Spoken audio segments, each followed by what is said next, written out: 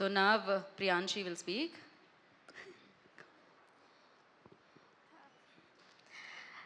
అందరికీ నమస్కారం.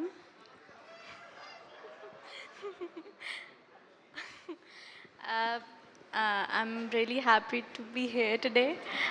Actually, I can't speak Telugu, but all I know in Telugu is Mudda Kadai Pikaste Pika Costa.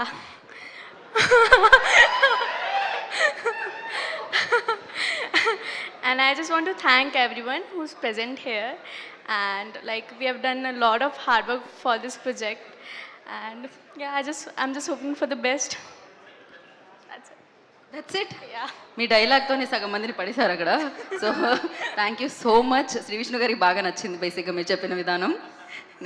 నేను దయచేసి కోరుకున్న ఏదైనా బాగా ఎమోషనల్ ఫిల్మ్కి నన్ను యాంకర్గా శ్రీ విష్ణు గారిని గెస్ట్గా పిలవకండి, నేను అక్కడ కూడా నవ్వుతానేమో అనిపిస్తుంది ఆయన చూడగానే.